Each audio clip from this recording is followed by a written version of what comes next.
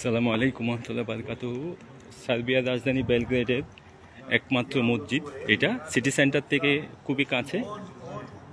তো সার্বিয়াতে মুসলিমের সংখ্যা হচ্ছে 4.2%, আর বেলগ্রেডে প্রায় 20,000-এর মতো মুসলিম আছে। তো একজন বাংলাদেশ থেকে ইদানিং সার্বিয়াতে প্রচুর মানুষ ওয়ার্কার আসছে। প্রচুর বলতে আসলে যেহেতু সার্বিয়ার ভিসা প্রসেসটা অনেকটা সহজ, বাংলাদেশ থেকে অনেকেই আসতে চাচ্ছে সার্বিয়াতে।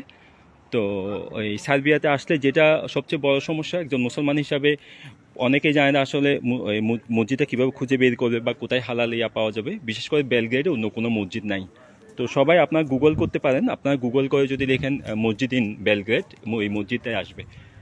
আর হালাল ফুড কীভাবে পাওয়া যায়, মসজিদের আশেপাশে অবশ্যই হালাল ফুড পাওয়া যাবে, আপনার গুগল করে পাবেন। তো এই মসজিদটা খুবই ইন্টারেস্টিং। এটা 1575 সালে এই মসজিদটা প্রথম নির্মিত হয়।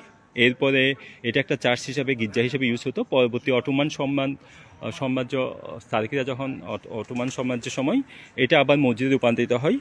তো অনেক পুরানো একটা মসজিদ। তবে কসোভোর সাথে যে বসনিয়া, এই সার্বিয়ার যে যুদ্ধ হয়, বলকান অঞ্চলের যুদ্ধ, এই যুদ্ধে এই মসজিদটা ক্ষতিগ্রস্ত হয়, আগুন লাগাই দেয়।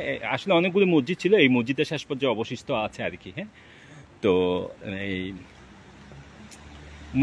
যেহেতু এটা তার্কিশদের একটা তার্কিশদের বলয়ের মধ্যে আছে, ওই জন্য ইমামরাও ইমামগুলিও তার্কিশ। আমি জোহর নামাজে যেটা দেখলাম, আর এই তার্কির নিয়ম অনুযায়ী নামাজগুলি এইভাবে পড়ে, তার্কিশরা যেভাবে পড়ে নামাজ, ওইভাবেই আসলে নামাজগুলি পড়ায় ইমামরা তার্কিশ মসজিদ ধরে। তবে বেলগ্রেড শহরটা আসলে মোটামুটি সুন্দর বলা যায়। মোটামুটি ইউরোপের পশ্চিমা যে সেনজেনভুক্ত যে দেশগুলি আছে, ওই দেশগুলিতে যেভাবে আপনার এই বড় শহর যেগুলি, ওই বড় শহরের মতো বেলগ্রেডও একটা বড় শহর, মোটামুটি চিমচাম সুন্দর।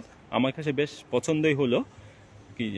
যদিও বেলগ্রেডে এটা একমাত্র মসজিদ, সবার জন্য একটা সমস্যা হবে, বিশেষ করে মুসলিম যারা আসবেন তাদের জন্য মসজিদে নামাজ পড়তে পারাটা খুবই ডিফিকাল্ট হবে। কিন্তু নোভা নাজির, তো ভুলে গেলাম কি, নোভা নাজির নাকি, আচ্ছা যাই হোক, নামটা মনে আসছে না। ওখানে যে সিটিটা আছে, ওখানে মুসলিম হচ্ছে 80%। ওই সিটিতে যদি কেউ যায়, হতে পারে এটা একটা ভালো একটা ইয়া হতে পারে। আর কিন্তু সাধারণত আমাদের ওয়ার্কাররা যারা আসেন, বিশেষ করে মুসলমান ভাইয়েরা যারা আসতেছেন, তাদের জন্য আসলে নামাজ পড়তে পারা এটা একটা খুবই চ্যালেঞ্জিং হবে। কিন্তু বেলগ্রেডে যারা থাকেন, তারা যদি চান, আসলে এই মসজিদটা একমাত্র মসজিদ, এখানে আসাটা অত জটিল কিছু হওয়ার কথা না। এখানে আমি মসজিদ খুঁজতে গিয়ে, পাশাপাশি হালাল ফুড খুঁজতে গিয়ে দেখলাম যে মসজিদের পাশেই এখানে একটা দোকান আছে যেখানে লেখা আছে হালাল ফুড, আফিফা হালাল ফুড। তো যেটা সবচেয়ে গুরুত্বপূর্ণ, সেটা মনে হচ্ছে আপনি যদি চান একটা মসজিদ খুঁজতে, আপনি যদি চান হালাল ফুড খুঁজতে, আসলে হয়তো আল্লাহ ব্যবস্থা করে দেবে। তো এটা মসজিদের ঠিক পাশেই, মসজিদের ঠিক পাশেই এখানে। কিন্তু বেলগ্রেড সিটিটা ইটসেলফ, এটা সুন্দর শহর মনে হলো। তো সবাইকে শুভেচ্ছা জানাচ্ছি। সালামু আলাইকুম ওয়া রাহমাতুল্লাহি ওয়া বারাকাতুহু।